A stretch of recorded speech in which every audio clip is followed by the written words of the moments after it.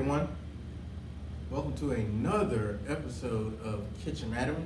We are just handling some beet greens. We're going to do some black eyed peas. We're going to do a little saute vegetable medley along with some serrano peppers, just what we pulled from the garden. One of our FNEP educators, she actually used the beet root the other day. So we're going to use the beet greens and just show you how to do a quick saute. All right, so I got these peppers on hand. I'll go ahead and just give those a good alignment and then just go right down the line.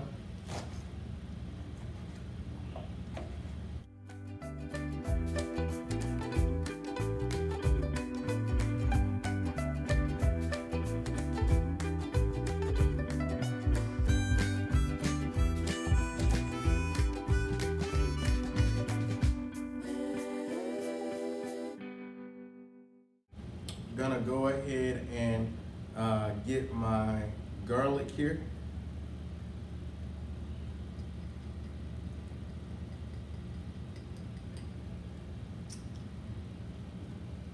A little bit of olive oil first.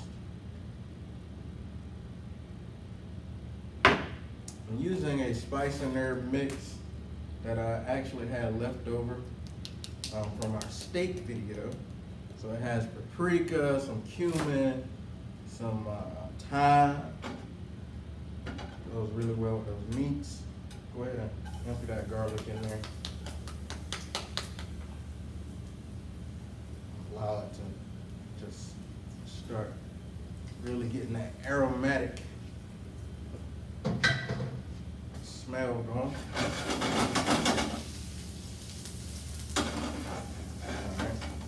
What I love to do, ladies and gentlemen, I like to go ahead and kind of make a little slurry with my spices and herbs. Get that going. Stir. All right. Then I'm going to introduce my peppers. Real quick and easy. Just kind of putting everything in, my aromatic in first, so I can really create the base for the flavor.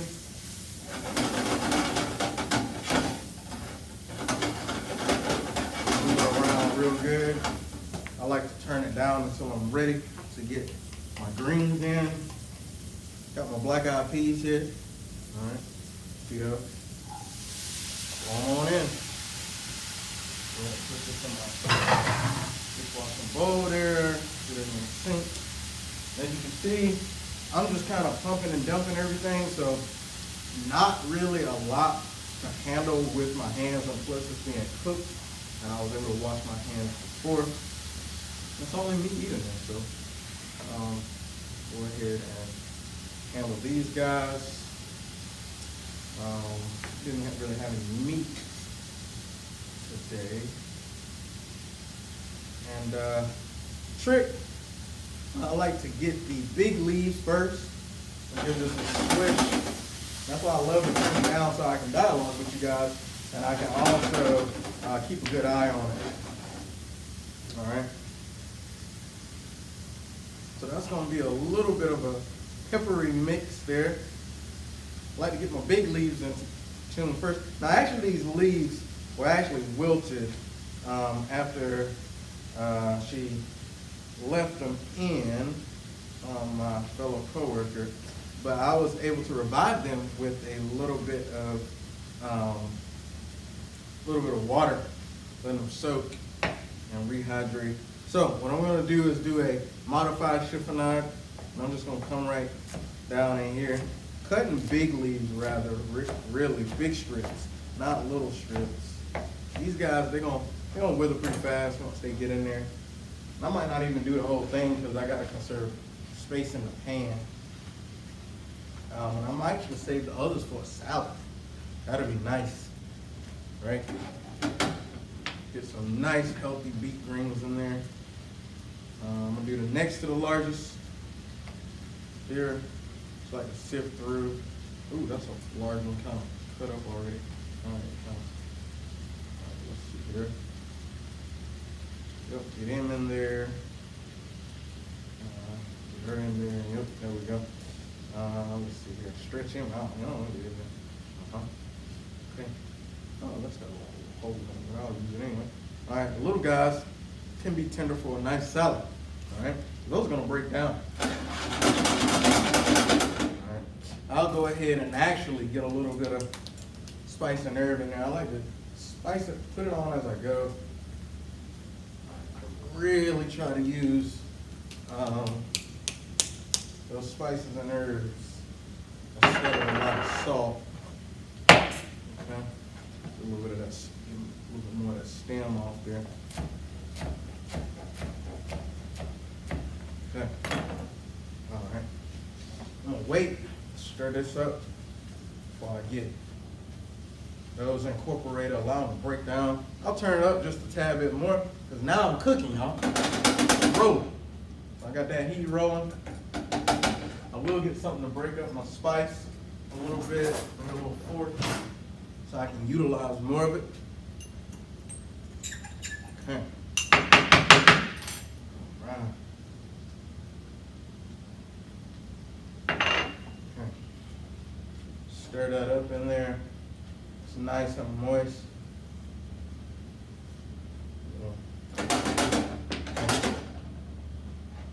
Get these jokers incorporated. Man, greens and black-eyed peas, I really love that. Nice southern cuisine there. All right, and we can save these guys for another day. We save them for a salad. Probably have a salad in the next couple of days, and maybe tonight, I don't know.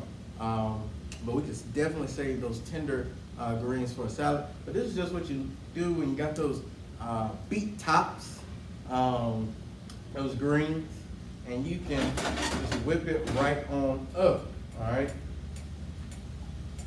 Okay. We're gonna let that do its thing. Allow them to kind of reduce a little bit as we stir. And of course, I gotta pour some more,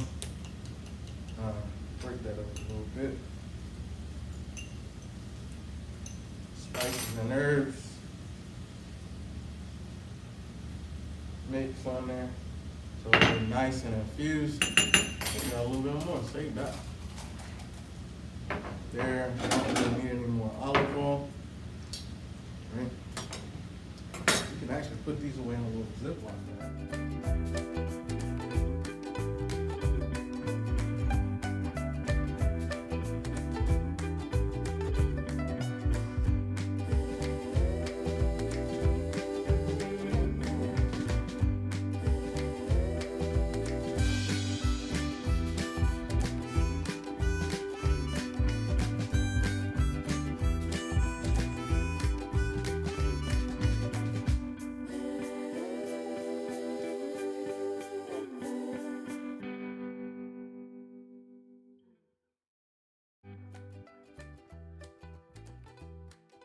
Let's get ready to taste. All right, get a little bit of spice with this pepper.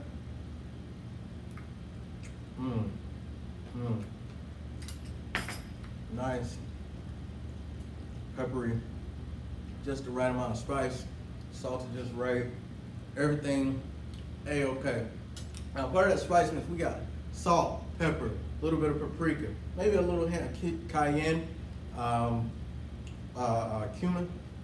So usually when I do my spices, the ones that I really want to punch out, because it was a meat seasoning originally, I put cumin, probably a tablespoon, paprika, a tablespoon, my thyme, tablespoon. Those are the ones that I really wanted to just give it a punch. And then of course, I think I might have had a little bit of, actually I used fresh garlic for that meat that we did a couple weeks ago, and I used fresh garlic in here, as you can see. But keep going on that spice mix. Probably, if not, and this is not just for this. This is also for if I wanted to keep some of the spice mix and use it for something else. It's at your discretion how flavorful you want it to be. But of course, salt, maybe a half teaspoon of salt. You know how far you want it to stretch. Maybe you do a teaspoon, quarter to a half teaspoon of pepper, and that usually get me spiced up. And I just use my spices and herbs according to what I want it to taste like. Maybe you can hit a brother up at Vince, Vince _Web, WEBB, at ncsu.edu if you want that spice and herb chart. It actually tells you what spices and herbs go well with which foods. Also, you can give me a call at 336-641-2412. Thank you for tuning in to another episode of Kitchen Anatomy. Till next time, see you later.